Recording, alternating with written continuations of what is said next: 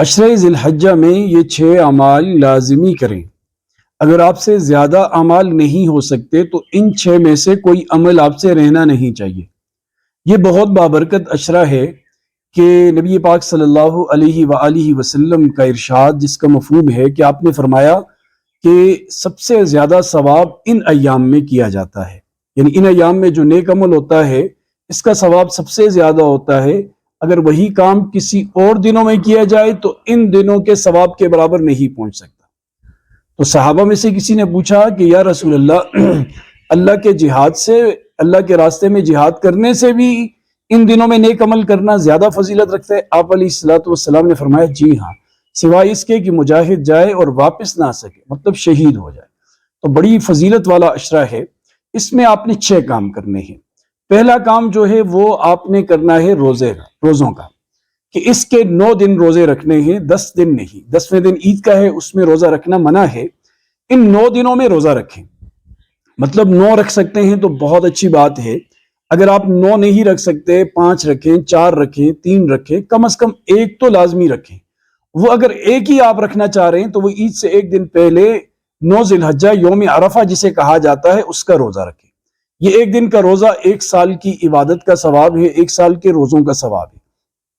اور عرفہ ایک دن قبل جو روزہ ہم رکھتے ہیں عید سے ایک دن پہلے 9 ذی الحجہ کو، وہ 1 سال پچھلے گناہ معاف ہو جاتے ہیں اور 1 سال آئندہ گناہ اس سے معاف ہو جاتے ہیں۔ تو ایک کام تو یہ کرنا ہے آپ نے۔ دوسرا کام آپ یہ کریں کہ خوب اللہ اکبر کہیں، جتنا ہو سکتا ہے تکبیر اللہ تبارک و تعالیٰ کی بڑائی بیان کریں۔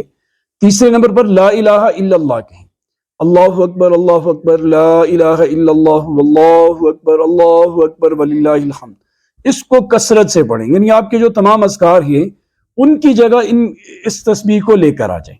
ان ایام میں تکبیر اور تحلیل پڑھنا بہت بڑے اجر و ثواب کا باعث ہے، حاجیوں کے ساتھ مشابہت ہے، اور بھی بہت ساری فضیلتیں یہ رکھتے ہیں۔ چوتھے نمبر پر جو ابھی میں نے ذکر بھی کیا کہ عرفہ کا روزہ رکھنا، کہ اس کی بڑی فضیلت ہے۔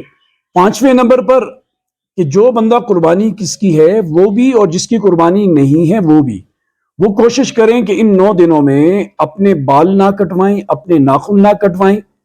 یہ کوئی لازمی امر نہیں ہے لیکن ثواب بہت ہے، حاجیوں کے ساتھ مشابہت ہے، تو اس لیے یہ کام بھی آپ اس میں کرنا ہے کہ بال نہ کٹوائیں۔ جس کی قربانی ہے وہ تو نہ کٹوائے، اور مستحب یہ ہے کہ جس کی قربانی نہیں ہے وہ بھی قربانی والوں کے ساتھ مشابہت اختیار کرے، تو اس کا اجر بھی اسے ملے گا۔ اور چھٹے نمبر پہ جو کام کرنا ہے وہ ایام تشریق میں تکبیرات تشریق کا پڑھنا ہے، یعنی 9 ذی الحجہ کی فجر سے لے کر 13 ذی الحجہ کی عصر تک اس کو پڑھنا یہ واجب ہے۔ ایک دفعہ پڑھنا واجب ہے، مرد کے لیے بھی عورت کے لیے بھی۔